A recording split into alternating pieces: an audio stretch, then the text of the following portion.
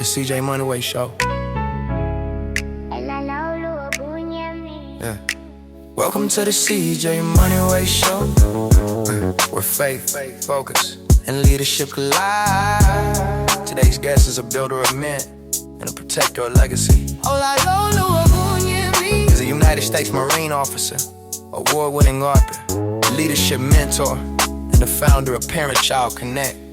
He grew up in a loving but imperfect home, navigating the same pressures many young black men face. Self-doubt, expectation, and the pull of the streets. Instead of becoming a statistic, he chose discipline. Instead of following noise, he answered the call to lead. As a father of three, a Marine and the author of Crow from the Shadow and the upcoming last. Olaolu's mission is clear: build the next generation of purposeful, resilient leaders. Starting at home. Starting at home. Olaolu, Ogunyemi. Welcome to the CJ Moneyway Show. What's up, my good people? Welcome to the CJ Moneyway Show, where faith, focus, and leadership collide. Today's guest is a Marine officer, award-winning author, leadership mentor, and the founder of Parent-Child Connect. My man Lou, because I can't pronounce his whole name, so he said I can call him Lou. We all good. Grew up in a loving but imperfect home, navigating the same challenges many young black men face today. From self-doubt to the pressure of the streets, instead of becoming a statistic, he became a leader. As a father of three, a U.S. Marine, and the author of Grow from the Shadow and the upcoming Lead Last, Lou has made it his mission to build the next generation of purposeful, resilient leaders starting at home. Hey, welcome to the show today, my man Lou. What's up, Lou? Hey, nothing much, CJ. I definitely appreciate this opportunity. I'm excited to be here. Oh, man, thank you for coming on, man. A man like yourself, many prestigious, awards out there, serving the country and everything, man. We ain't gonna get into that, but I know that's probably kind of hard right now, man. But, I'm not a soldier, never been there, never wanted to go there. Some people got a wish list. Two things I never wanted to do. I'm gonna be honest with you, never wanted to go to jail, and I never wanted to go to the service. Two things I never wanted to do. Man, you can't put those two things in the same category.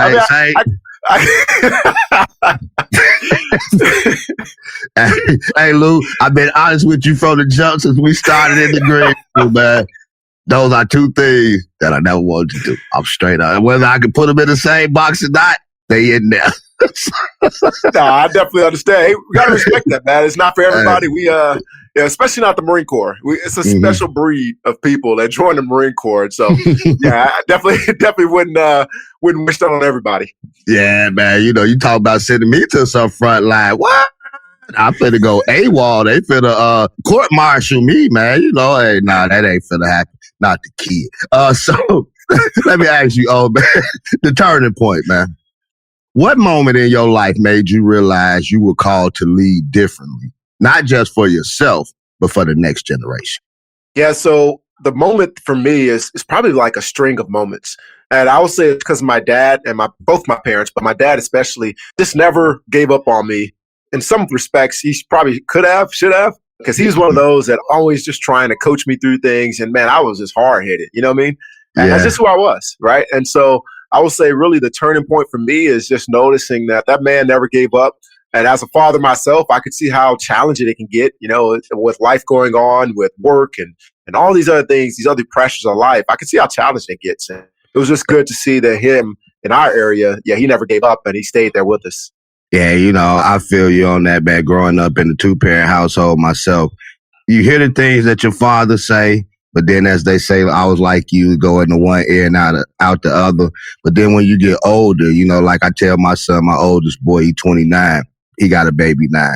And like I've always told him, even from the beginning, I say, man, you're going to catch yourself telling your son the same things that my father was telling me. We may not know that we catching it at the time, but it's there. You know what I'm saying? Because our jobs as fathers, man, is to plant seeds, man, so they can keep growing into their seeds, man, and keep it growing like you doing with what you doing, man, next generation. So let me ask you, man, growing up black in America, you said that you had every opportunity to become a statistic.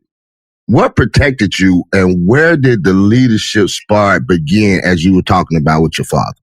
Yeah, so I would say that for me, it was just trying to fit in. Now, there's a lot of guys out there, a lot of my friends growing up, they were just doing things, they were being raised by the streets. That's why I always tell people I was fortunate in that regard, in that I had a father at home guiding me. And God bless them. Their mothers are working, 3-4 jobs trying to keep the lights on. But in many cases, their fathers just weren't involved. And so for me, I was sort of trying to follow them, trying to fit in with that crowd just because that's the environment we were growing up in. And I would say that the only way I was able to get out of it is I had to change what I was identifying as and where I set my identity. And that came around probably like junior high, high school is when I started getting into sports really heavily. So I played, as a young child, but I didn't really start getting into it until probably about 7th grade. And once I started getting into sports, I realized that, there's other things in life. There's other ways of getting around and moving and understanding the world around you than trying to fit in with the wrong crowd and just doing some crazy stuff. But I had to say that between my father, my mother, and really the entire community, because there's times, as you know, that parents say things that just don't resonate until somebody else outside the house. So maybe it's a coach that says it or a teacher that says the same thing. And so really it was the entire community's effort to help me find my identity when I was sort of just trying to find myself, whether it be hanging out with the wrong crowd or otherwise. So I would say that's really what taught me that you got to lead differently. And then once I started sports, coaches put you in that position, man. And that's why I appreciate coaches for my entire life. Coaches will put you in that leadership position, call you a captain, and they tell you the team's watching, right? They'll tell you that if you're sitting in the back of the classroom, your team's going to be sitting back there. Or they'll tell you, if you walk past a piece of paper in the hallway, your team's going to do the same thing, right? And it's just taking pride and ownership and knowing that, man, if we win or lose, we can't blame the coach, right? Because the coach ain't on the field or he's not on the court. It's all us, man. And that's really what I started learning. So putting in positions and almost like trial by fire, and knowing that some of those lower classmen are looking up to you and they're trying to be just like you. They want to be, leading the team one day. You got to show them the example. I believe that coaches having the ability and willingness to put that kind of leadership onus on you really helped me develop as a young man. You said a couple things that I can actually relate to. And one of them is the leadership thing when you're younger. I was talking to somebody not too long ago about this because that's something that came to me one day when I was thinking. At the time when you're young and you developing, we out there on the playground and we playing. You playing for your high school team, your junior high school team, elementary team. You know what I'm saying? Like you say, we become a captain. And so at an early age, you were learning these leadership qualities, these leadership abilities, but at the time, wasn't putting them all together. You know what I'm saying? Wasn't putting two together. What type of person, what type of man, what type of fighter that God had created you to be. And then it get to a point in your life where, you start realizing you like, wait a minute, God been molding me to be a leader my whole life. I just didn't have the know-how or the discipline, that he wanted to instill in me just like a fighter. You fighting your whole life, growing up fighting and, man, we come back from the day, man, where you used to go to a different neighborhood and play. By the time you left off that court, you might have to knuckle up. I mean, it was what it was. You know what I'm saying? That's just how we grew up. And so, but not knowing that God had put the fighter in you. Because when you got older and learned the spiritual principles, that they say that we don't fight against flesh and blood, but against principalities of wickedness in higher places, not knowing that you are going to have to fight a different type of fight, but he put that fighter spirit in you, man. So, yeah, man. So I totally agree with you about the leadership thing, man. And I got a 15-year-old son, and you said something. Sometimes they may not listen to you, but they'll listen to somebody else on the outside. And I did the same thing with my parents. Like we said, go in one ear and out the other. I don't know what he's talking about. They old time. And you know what I'm saying? They out of touch, but not knowing they knew the whole time. You know what I'm saying? God showed them the vision the whole time, the route. That if you keep going this way, this is what's going to happen. Whatever. I'm hanging out with my boys. And that's what actually ended my basketball career. Hanging out keeping up with my fellas, keeping up with my guys, whatever, being that dude, whatever, and got into some stuff, basketball career, 11th grade, over with. You know what I'm saying? But God got his own purpose, man. So let me ask you, Lou, man, leadership begins at home, as we were talking about with our parents. Train up a child in the way that they should go. When they get old, they won't depart from it. Seem like that has done you well, my man. So what does real leadership look like inside the home, especially for parents trying to raise strong, grounded kids today? Yeah, so the biggest thing I tell people is consistency, consistency, consistency. That's the key to being a strong leader in the home. Because if you are sort of inconsistent in the way that you lead, or if you're just trying to figure things out, which I think a lot of us are, a lot of times we tend to sort of be all over the place, right? And it's hard for the children to understand how to learn about the world in context if we're sort of jumping around and just trying to figure out our own thing. So the first thing is to be consistent in your messaging. As we already said multiple times now, you never know what's actually settling in that child's mind. And you also never know who's saying what, because there's many influences around them. I think one of the challenges that we're dealing with is that we didn't have to deal with so much information right at our fingertips, constantly coming our way. We sort of grew up in our own areas. In some ways, we were sort of isolated. Some of us grew up in a little bit of a bubble. But in reality, there's a lot of influence that our children have just because they have technology right at their fingertips. And so we have to realize that, when we're saying something, it may seem repetitive and at times it may get annoying or whatever you may think. But that consistency in the way that you lead and the way that you talk to your children is key. And the second thing I would say is connection.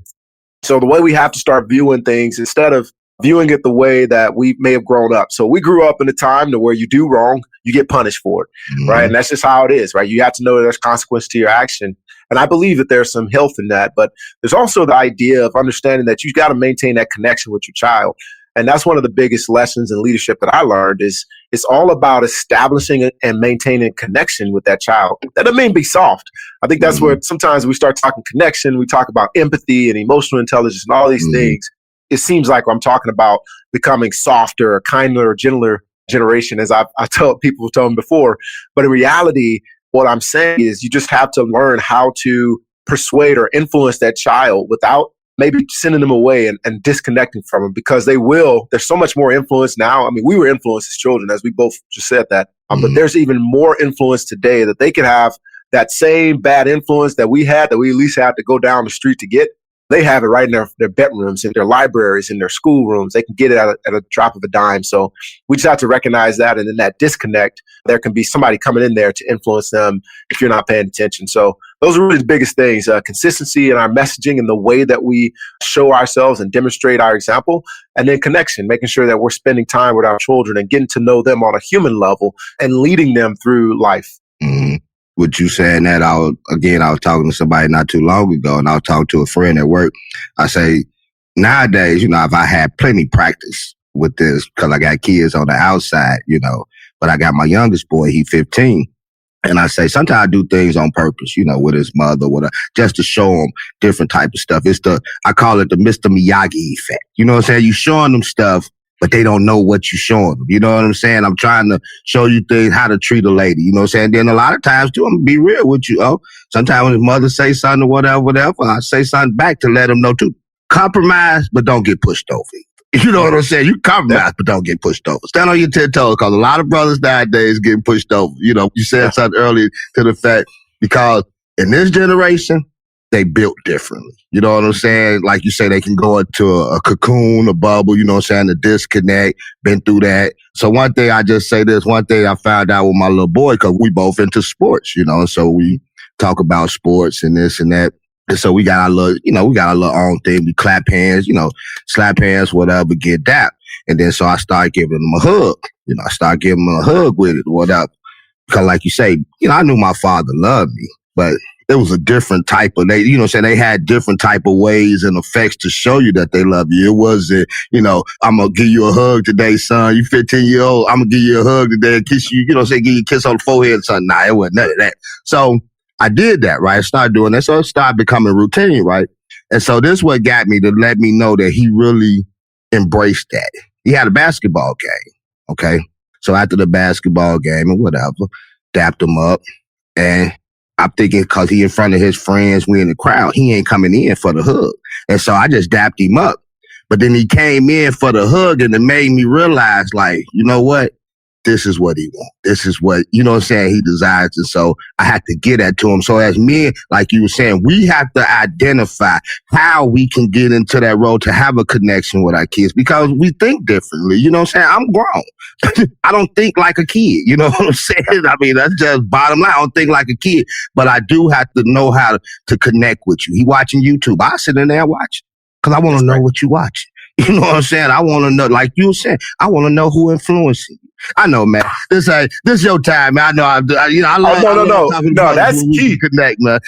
No, man. What you just said is key there, and you'll be surprised, CJ, how many parents I talk to that have no idea what their children are watching and listening to and reading and all that kind of stuff. And that's why we can hinge on that for a second because the problem with not knowing what's influencing them, or even worse, pretending that nothing else is influencing them other than you, is that you're just living in a little bit of a fantasy land, right? Mm-hmm. These children are truly like being told things through these books, these movies, through these YouTube videos, all these things. They're being told things that may or may not be true. And if we allow them to just go through and be influenced by life in general, you'll find out that there's things that are start developing. And when I say things, I mean character traits that are starting to develop inside of them that you may not even recognize. And if you don't recognize it, that means there's probably some kind of influence there. It's not some mythical thing.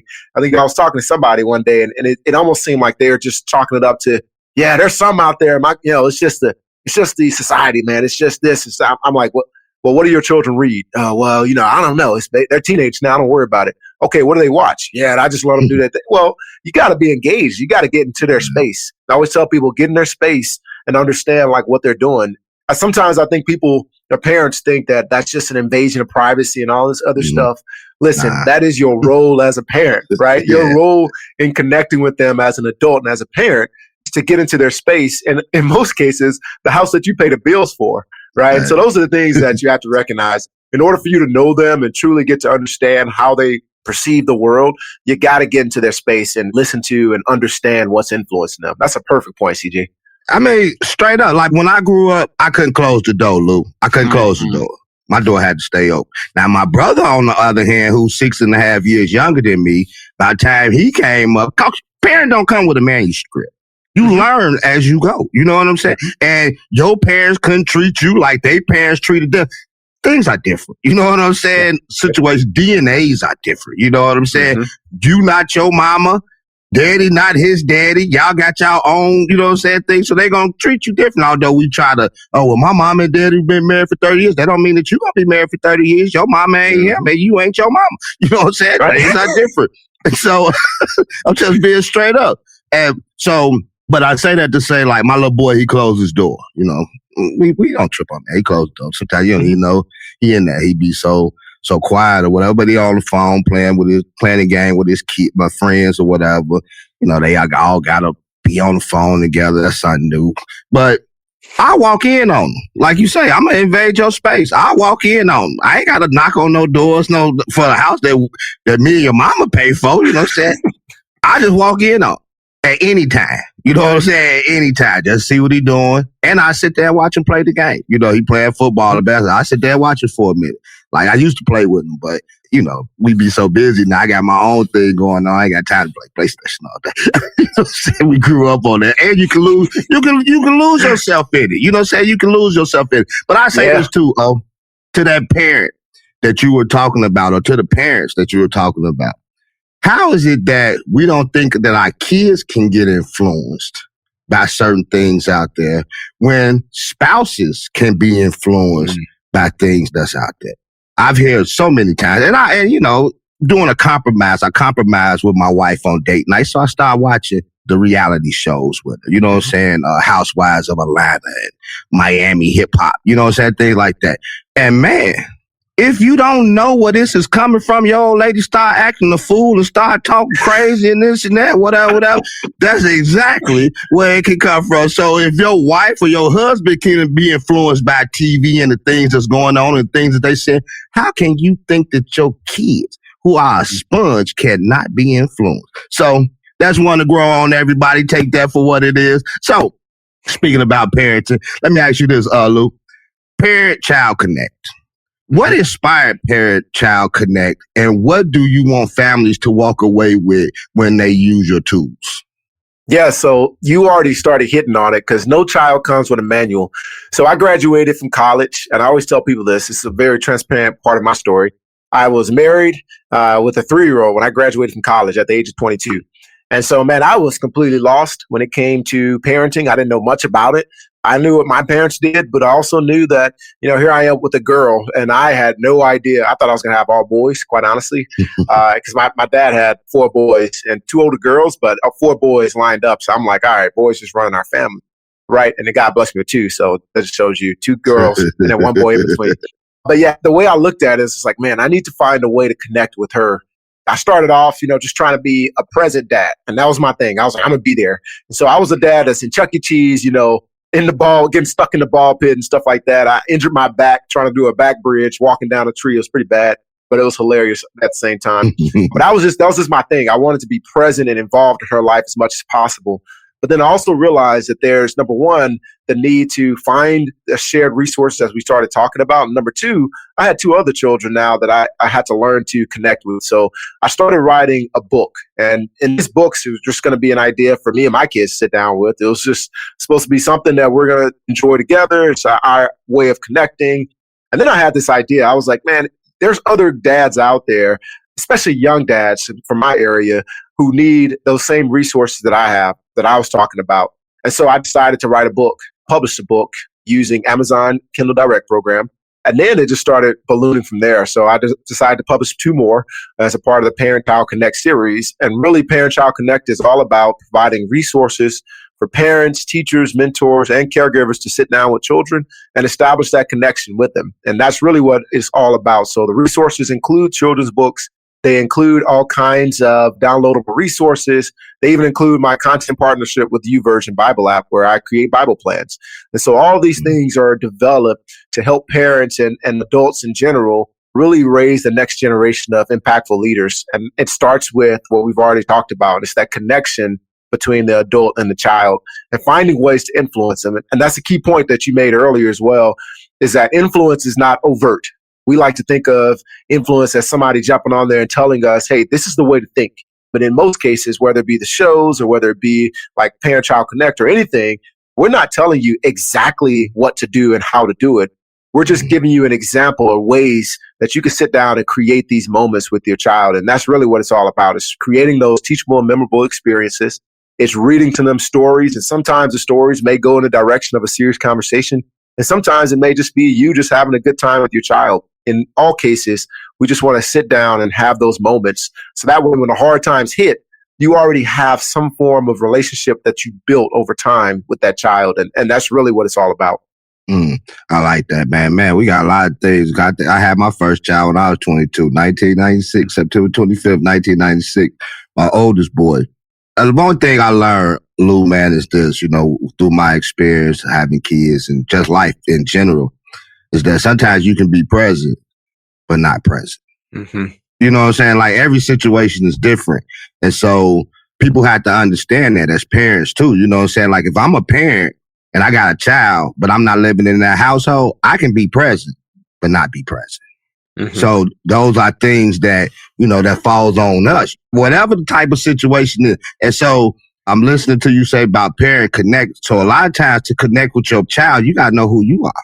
You got to know what you bring to the table. You know what I'm saying? Like, I found something. I always said, man, if I can just because I wrote a book in 2015, so I was doing a campaign, you know what I'm saying, for the book, doing some stuff, whatever. So I had always thought, I was like, man, if I could put words over a beat, you know what I'm saying? Like, just words over beat, as we was talking about Master P and, some of the legends from Louisiana. Shout out to Hot Boys and No Limit Soldiers. Hey, and my man, I can't forget my man Mystical. Hey, so I found something. I'm like, man, I stopped. So I'm working on that now, a little project, and it's talking about my life, Moneyway over beats, you know what I'm saying? Like, because we go through so many challenges. And one of them you made me think about when you said something is that I was going through my own thing. You know what I'm saying? I was running around trying to find my life as a young parent. You know what I'm saying? I'm still trying to figure out stuff. 22 years old. I'm still wanting to hit the club. I'm still wanting to do this.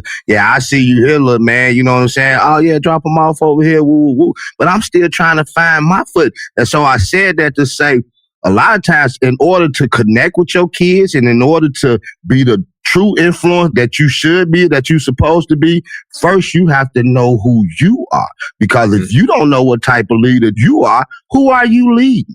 That's just like a husband with a wife. If you ain't got no direction, homeboy, why is she following you? Yeah. I know people gonna get mad at me, but it is what it is, man. Crow from the shadows, bro. Because I can get to going, man.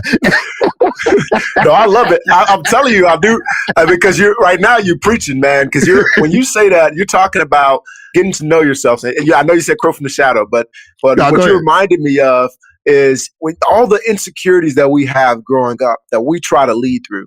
And one of the problems with that is that all those insecurities, especially when we kind of take on a leadership position like parenting, it tends to overshadow our ability to even parent correctly. Because a lot of times we start trying to parent through all the mistakes that we made or all the things that we never dealt with.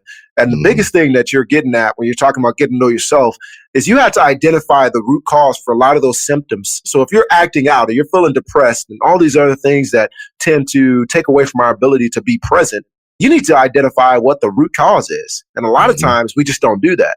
A lot of times when I talk about insecurities, especially as men, we start getting a little, we start feeling ourselves because we start saying, well, I don't, that's not something I want to talk about.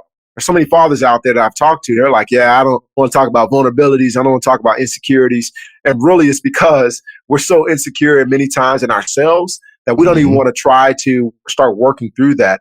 And the problem that we run into is that by not being vulnerable, we're not being authentic. And without being authentic, that goes right back to where we started about that consistency. So because we're not authentic, we can't be consistent, and our children can see right through that. And so they're seeing this human being who's saying one thing out of one side of their mouth and then out of the other, they're living something completely different because you're reacting out of things that you just haven't dealt with. So that's really the first thing. It's really getting to know yourself and understanding what are those insecurities that you never grew through, whether it be feeling like you're rejected or maybe you're just one of those kids that, like I told you, I was getting picked on and stuff like that. My name is Olaolu Ogunyemi. I grew up in Ruston, Louisiana, right? So, of course, I didn't fit in immediately when people met me. Come on now. And so what do you have to do to fit in, And those are the things that you have to think about. What in the world were you doing? And what did that create inside of you that you need to deal with that perhaps you didn't deal with until you got to be an adult? And so as a young father, young mother, those are the kind of things that I recommend, or really any age, but I definitely recommend you start looking into it when you're young and say, there's always something that I can learn about myself. And I have to learn those things before I can even try to help guide somebody else through their own insecurities. Check out the movement. Family real quick. Lean in. If you're listening to this right now, then you already know the Moneyway ain't just a podcast. It's a movement. So make sure you tap into everything we building.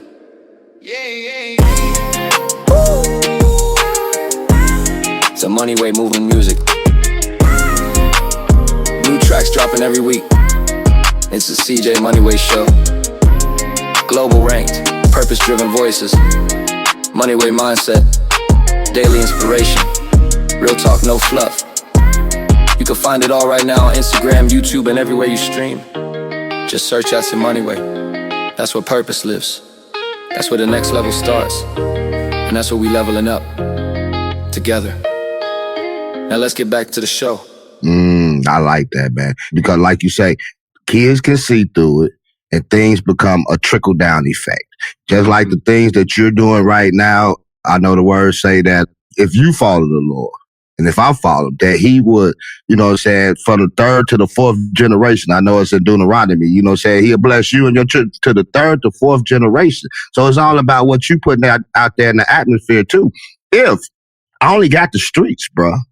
If I only got the streets, if I only know about the bad things that I've done and seen, the drugs, the drinking, the smoking and all this, and all I know is basketball or football and this and that. If don't have that solid foundation, then what am I teaching my children? What am I teaching them? Like you said, am I teaching them the same stuff that I grew up and saw just like on Minister Society? You know what I'm saying? Yeah. You know, because that's what he saw. He saw his daddy selling cocaine and, you know, saying mama on drugs and this and that. And so it became a reflection of him. Mm-hmm. And so if you want your children to have a different type of reflection, you have to bring a different type of presence and reflection into the house. Yeah. If you want your son to see a man, then he has to see a man, not somebody that's bringing chaos to the house all the time. I mean, these are Mr. Miyagi situations, bro. This is the stuff that you have to lead by example because they watch, especially a boy watching his father. He's watching. I watch mine. And I still had characteristics. Baby showers. I'm not doing no baby showers. Why? Because I didn't see my daddy do no baby shower. And when the man start doing baby showers, I know that's another situation. I know they got co-ed stuff now, but the kid ain't going. I'm standing on that. And so go ahead.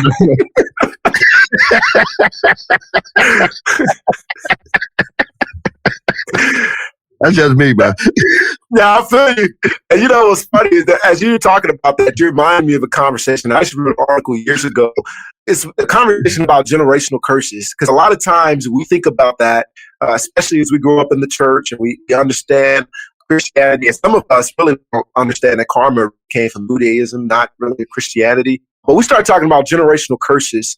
But in many cases, we don't think about what that truly means and what our role is in breaking those generational curses. Yes, you should pray, but there's other things that you need to do, and it's take action, right? You need to do something to break what that curse is, because that curse, in many cases, isn't something that's mythical. It's something that you're doing. You're repeating the same thing that you saw without trying to do anything differently. Mm-hmm. And a lot of us, we saw these things that we grew up around, and then we just repeated it. Right. And so the way I always think about generational curses is I think about their effects of sin. There's effects of things that happen in our life that linger. But as far as this mythical thing that happens, that just because my dad did this, then I have to do that, I don't agree with that.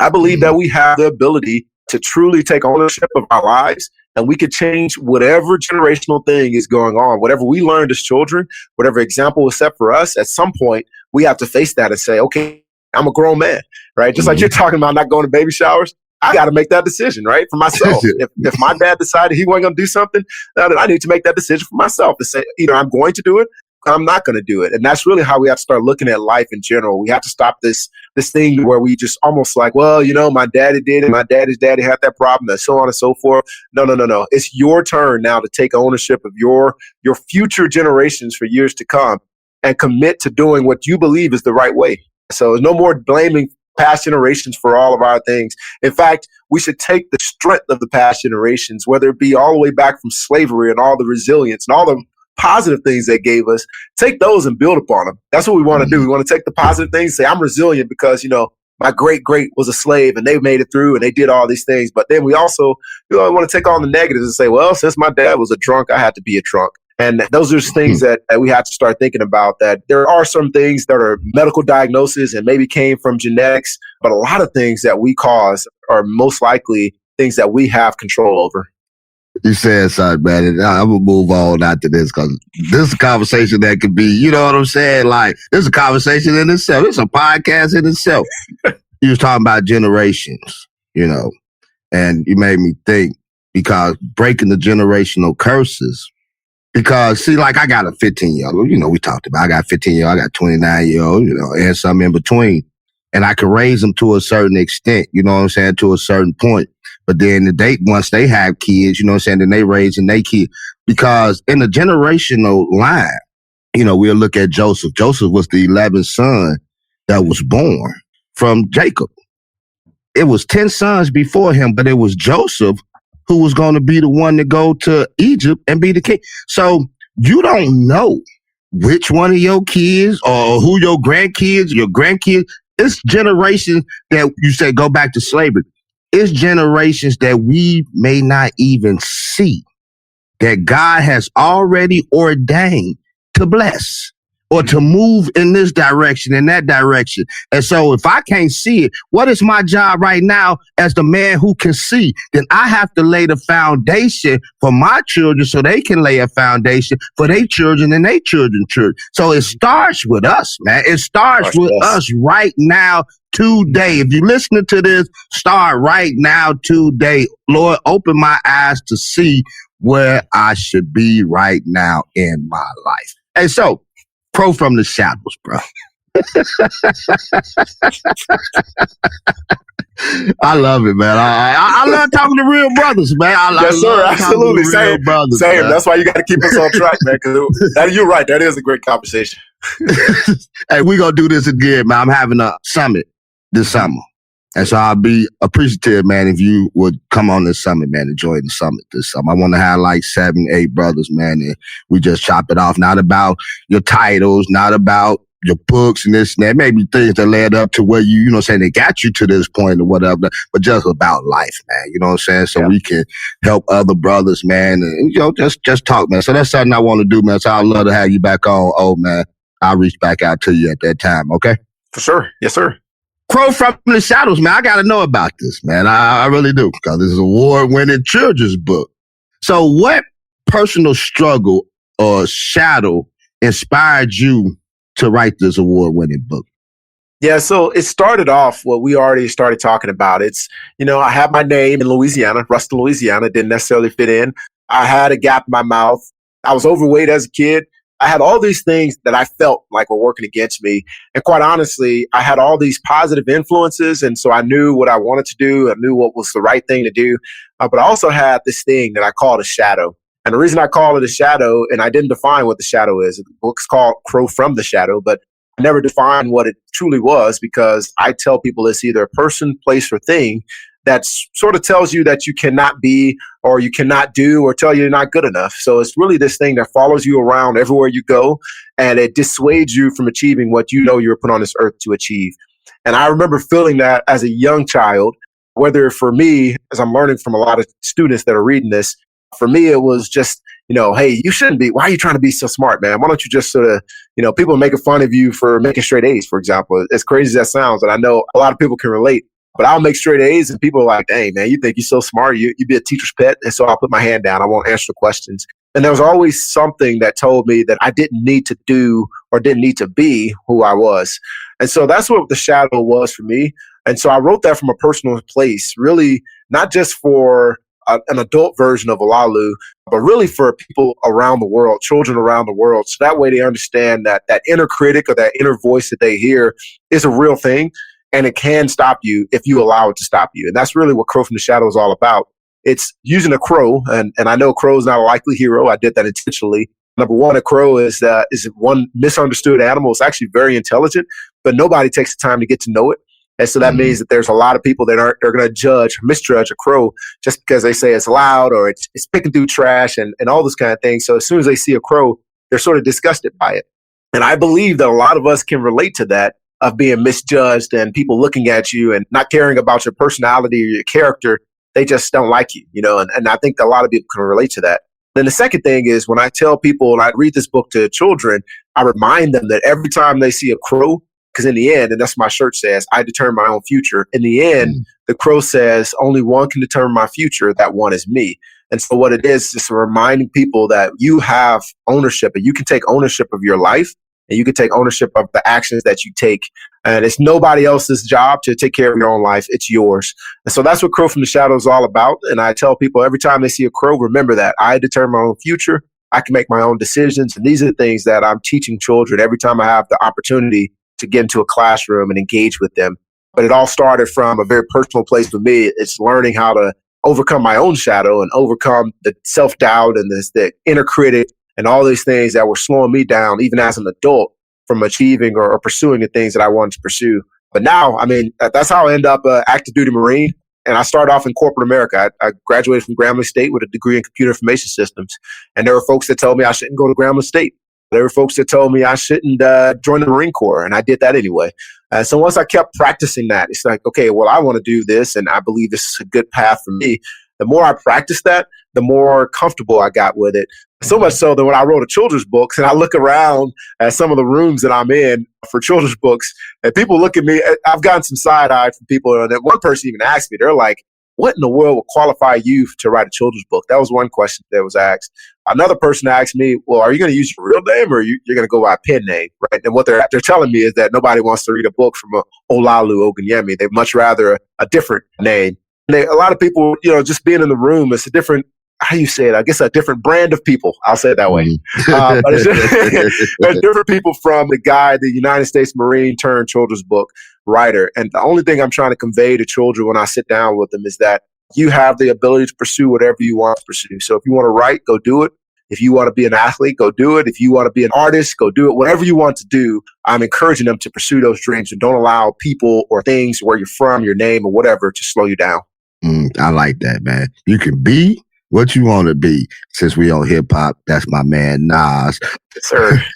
I can be what I want to, you know what I'm saying? Hey, but man, you said something that was intriguing to me. For one, you was talking about the shadow.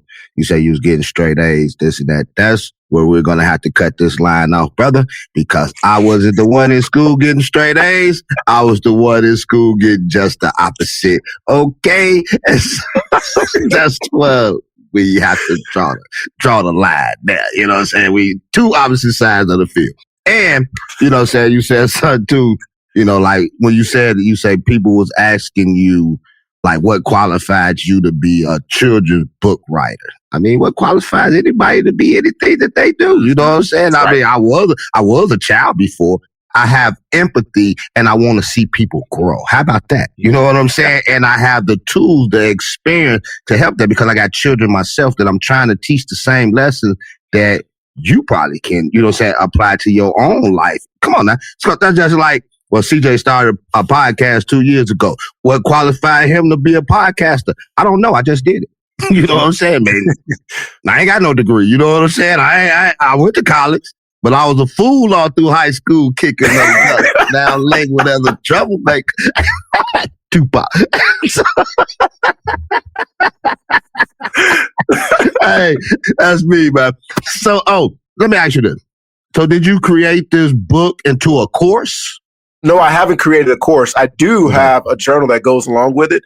So what I do at schools using this book is usually I open up for conversations, and that's where a lot of the conversations come in. So the journal that I do have with it that I've given to psychologists, which I thought was really cool for them to use it in their sessions with children. And I've definitely given it out to parents. It's actually a free downloadable resource as well, where you could just sit down and talk to your children. And by the end of this, it's really to help them, number one, identify what that shadow is. And number two, start to name it a little bit better than what we did. So a lot of times, problem with the shadow is it's just elusive. It's just like when we look at our real shadow, nobody can truly describe what it is. We just know that it exists. And so what we're trying to do is get a name to that shadow. And second thing is just help to grow over it and go through it and make sure that we can achieve what we want to achieve. I like that. That's what I was thinking too. The Crow. Only Crow I could think about when you said that, man. It was a cartoon. I don't know if it was on the Looney Tunes or whatever. The Crow used to just sit there and just start talking or whatever. When you said it, that was my mindset going to that Crow. That was cartoon. But that, I'm saying my age. Yeah, I'm 52. Just turned 52 outcomes. So let me ask you, old man, before we go, if I only got two more questions for you. Where can we find your book?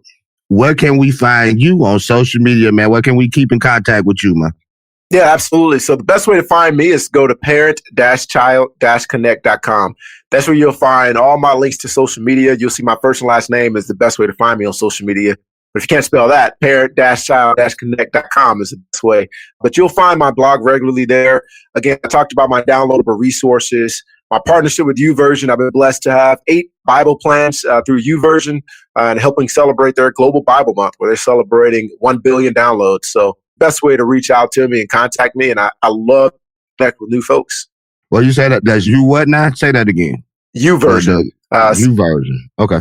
That's right. So that's the Bible app. So if you just go to the App Store and type in Bible, YouVersion is usually, if not the first, is usually one of the first apps that pops up. Okay. It's really by Life Church. They started this Bible app several years ago, but yeah, it's worked all the way up to 1 billion downloads, and they have all kinds of Bible plans on there. They have a verse of the day. They have like interactive study sessions and things of that nature. So it's really become a real good app. And honestly, I just started using it myself several years ago. And then when I saw that they were open to accepting plans, and I had been writing at that point for about a year or two, I decided to submit a plan when they were open. And I was blessed enough to become a partner. So it's been good. Oh, that's what's up, man. Hey, man, won't he do it? You know what I'm saying? Or the Lord to open up doors. You know, he say, seek ye the kingdom first, and all his righteousness, and all these things will be added to you. Things that you don't even know about, opportunities open up that you never thought. I mean, I never thought I'd be sitting here talking to a Marine Corps guy from the Marine Corps, something that I would do, but you know what I'm saying? We talked about that something the kid would do, but that was my man's life, you know what I'm saying? And it got him to be who he is. On that note, let me ask you this. Oh, man. Lessons from the Marines. What leadership lessons did the Marine Corps teach you that you now apply to familyhood and community building? Yeah, so first thing is be yourself. So in the Marine Corps, obviously you see commercials, you've seen the movies, and typically the first thing you see about Marines, people come up to me like, y'all crazy. That's the first thing I get from everybody who finds out in the Marine Corps. It is what it is. But be yourself. Don't allow yourself to get into an environment and try to become somebody in that environment. They hired you and they came and recruited me out of Grambling, Louisiana, Ruston, Louisiana, because they wanted Olaolu. They didn't want just a version, another officer. And so I initially was trying to be somebody else and trying to be that version of a leader. And quite honestly, was it effective? Yeah, because I'm a big black guy. You know, I have a couple muscles here and there. So if I come yelling at you, you're going to do it. And you know that I have the backing of the commanding officer. But the problem was I wasn't influencing them to do it when I wasn't around, right? All they were doing is just do something because they didn't want to be nagged. They didn't want to be annoyed. And so I learned the power of being yourself and really getting to know people on a personal level, which is the second point. So that way you can influence them, because that's really the only way to impose or get them to use self-discipline. We talk a lot about discipline, and I think in our minds, we've tied it so much to punishment and all those kind of things that now we've created this environment where you cannot be disciplined unless you have like immediate consequences. The problem with that is when you're not around, you can't administer those consequences, which means those decisions may not be as consistent as you want them to be. And so that's the first two lessons I learned. Be yourself and find a way to connect with people to influence them instead of trying to do anything else. And then the last thing I'll say is that the Marine Corps is a melting pot. And there's people coming from all over the place. There are people, it's funny because one of my guys I talk to every single day, he's one of my friends now. He came from a place in Georgia that, quite honestly, I guarantee you that I wouldn't want to grow up in. And it's just how it is. You know, it is what it is. Yeah. And it's just funny when we have conversations, because there's times when we talk about his upbringing and I talk about mine, and we just realize we grew up on two separate sides of the track, you know, and quite frankly, I don't think I could go visit him in his hometown if I wanted to.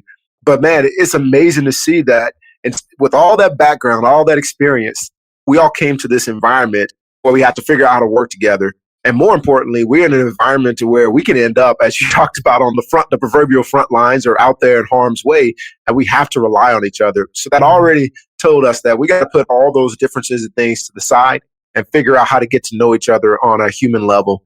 And that really taught me that, yeah, I can't just use the same thing that I would use with a guy that looks just like me. I got Marines that look like me that grew up in the same area, and we connect easily, right? It's just sort of seamless. That relationship is natural. But then somebody like him, I had to put in a little bit more work. I have to get to know, things that we enjoy. And quite honestly, him in particular, he was an Eminem fan. And that was one of the first conversations we had, and one of the most in-depth conversations we had, because he was playing Eminem and the folks in his neighborhood didn't like it at all. But that was something that we connected on. And it's just figuring out ways to lead people differently.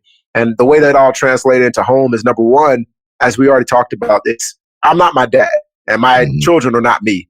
So the way that my dad led me or my mom led me can't be the same way that I lead my children. In fact, I know for a fact, if I raise my voice, especially at my oldest daughter, it's been this way her whole life. When she was young and I was still in my early 20s, I'll raise my voice and she'll just break down. It wouldn't be effective.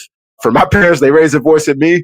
Shoot, they might as well be ready to go hoarse, because it ain't, it's just, I'm not going to get it the first time and probably not the fifth or sixth time, but on the seventh time, I got you. And so it's just knowing that you have to be yourself and you're not just repeating what you heard. And again, your children are different. As you already talked about, it's like every child, I have a 6-year-old girl, an 11-year-old boy, and a 6-year-old girl. And every last one of those children are just different. They have different ways of viewing the world. They have different ways that I have to relate to them and things of that nature. So really, those are some of the lessons that the Marine Corps taught me that I've learned now to apply in my home as a father. I like it, man. I like it. And so one thing I wanted to say, oh man, I can't think of the name of the movie, but it was Damian Wayne.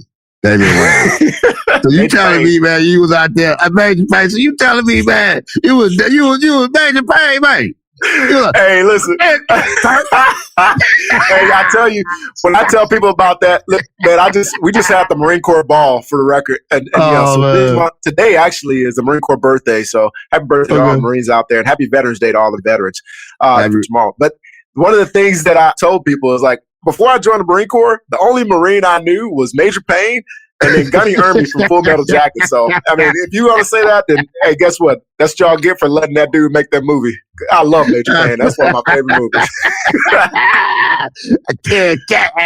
Hey, man, when you said, I'm like, man, was David Wayne's over here? I couldn't think of Major Payne. David Wayne's over here, man.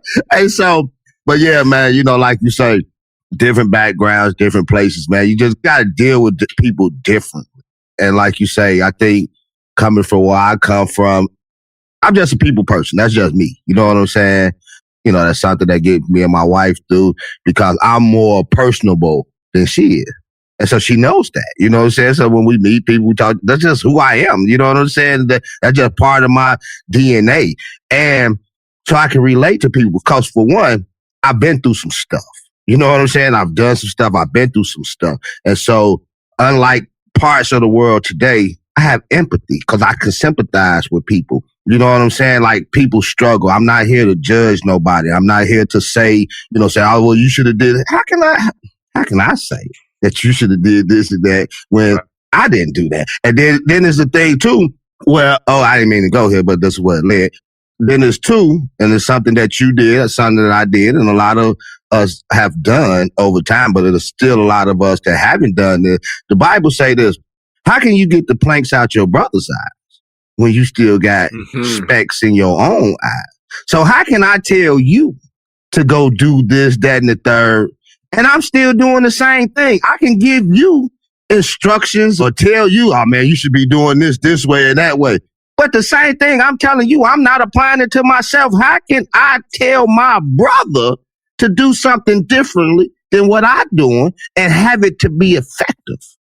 Quit telling people the wrong stuff. And quit telling people stuff that you're not willing to do yourself. Yeah. Because you ain't doing nothing but hurting them even more. Now, once you start training yourself, as my man did in the Marine Corps, being Major Payne out there, you know what I'm saying? And trying to get these brothers in shape. I can't believe you was Damian Wayans, man. You was Major Payne out there, Lou, man. Lou, man, we would have been fighting. I didn't care how much muscles you had, man. Talking to me like that. Hey, that's one thing. Somebody did tell me that one day. They came to me all tough and they came and slammed my door. I said, hey, bro, don't let this rain fool you, big dog. I said, hey, I'll throw all this out the window. And I had to get saved again, man. That's something folks like you had to get saved again, man. That's crazy. Man. I know, bro. I know. I worked in the casino industry for 20 years. I lived in Detroit. I moved to Detroit. You know what I'm saying?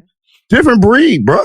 Different breed. And if you didn't stand on your 10 toes, if you ain't stand 10 toes down, hey, we'll be waiting on you outside, homeboy. You know what I'm saying? Like, hey, it got real in the field, like you say. Like Steve Harvey, I was a table game supervisor at the time. Like you say, I was like Steve Harvey on Kings of Comedy.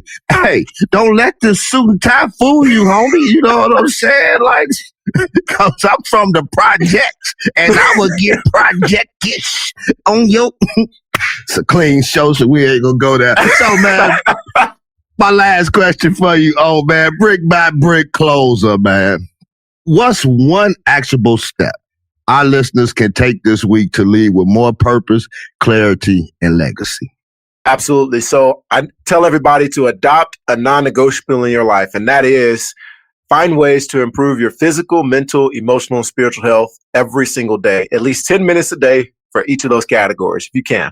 The way I look at it is first thing in the morning, you can wake up, take yourself a 10-minute walk. While you're walking, Maybe you can listen to some kind of music, or maybe listen to an audiobook or something like that. But take about 10 minutes a day, every single day, to empower yourself physically, mentally, emotionally, and spiritually. What that does is it sets the foundation for the day, and it sets your trajectory for the day as well. And it helps you to fill yourself up, so that way when you go out into the world, you're ready to pour into everybody else. Because as everybody says, you can't pour from an empty vessel. So fill yourself up first, so that way you can live a purposeful life throughout the day. I like that. It don't matter how much you got. You can fill those vessels up, man. You remind me of the story of the lady. What she say? I don't have nothing.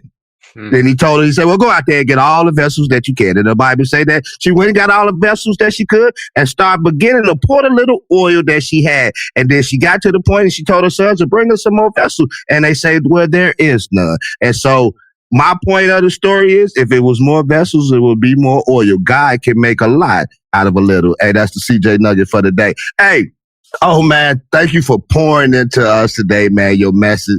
It's a blueprint for parents, leaders, and anyone trying to build something that outlives them. Family, go support my man Lou's work. Grow from the shadow. Stay tuned for Lead Last and tap into Parent Child Connect for real practical leadership tools. This legacy building at its core, brick by brick. This your man CJ Moneyway with my man Lou Major Pain. Till the next time, we out of here. Peace.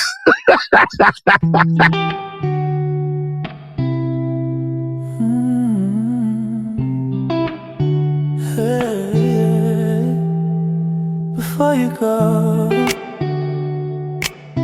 let me leave you with this. Every story shared here, it's a reminder that your story matters too. Keep your faith sharp, keep your focus steady, keep your vision clear. And if this episode gave you wisdom, hope, or a push forward, share it with somebody you love. Tap in with me on all platforms, Edge Moneyway, and stay locked into the movement, because God's not done writing your chapter.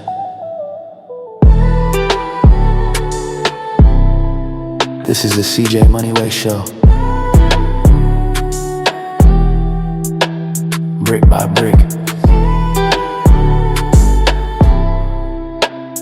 And always.